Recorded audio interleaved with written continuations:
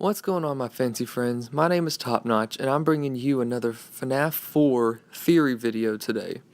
This one I thought I would talk about how I consider this to not truly be the last game that we're going to see.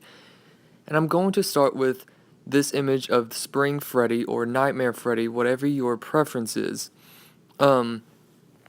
So right off the bat, we see that he's very obviously menacing. He has a different hand style. Yes, he does have 5 fingers, but it's a much different style because it appears to have drillish looking things for fingernails. He also has a very different eye casing, but is similar to that of Springtrap's. He has very, very razor sharp teeth, which are very, very terrifying just to simply look at. I mean, he's Spring Freddy, or he's Nightmare Fuel in a thing. We'll get to that in a second. He also has 3 mini Freddy heads, not just heads though, I'll get to that in a second too. 3 mini Freddy heads that are coming out of him.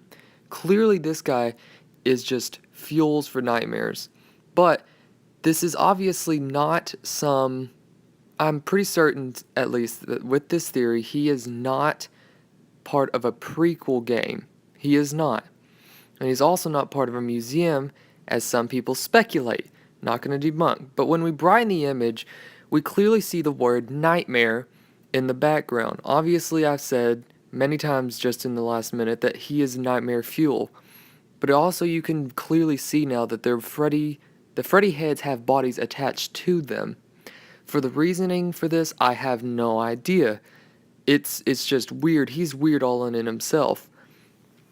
I don't know what to really tell you about this. This guy's just sort of different.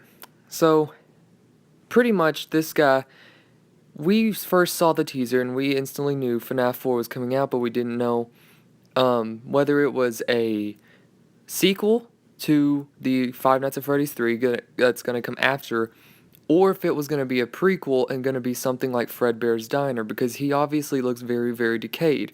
Well, I'm here to say that this is probably the last game in the storyline. Man, just keep notice that I said storyline, not the end of the series. This is the one that would be the last game in the storyline, but not complete. There would still be another part of the storyline we haven't seen yet, and I'll explain. So, very clearly at the end of FNAF 3, we are given a newspaper clipping, are we not? I'll show you that in a second. But it's very, very weird what we see.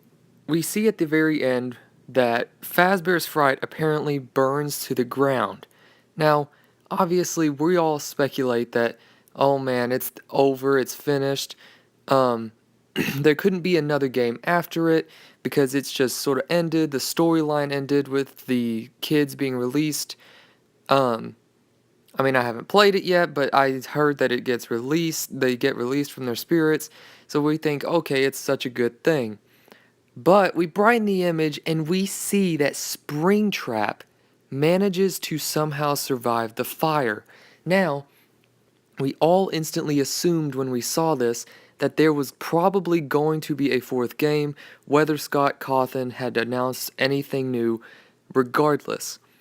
But we didn't know, like I've said, that it was whether the game would have been a sequel to finish the story as far as the very end of it and all the kids are fully released, or if it was going to be something like Fredbear's Diner where we finally get to know things more about the murderer, aka Purple Guy / Phone Guy, whatever you'd like to believe.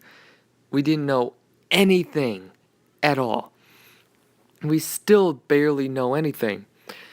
But then we got the new FNAF 4 teaser where we got a glimpse at Nightmare Bonnie.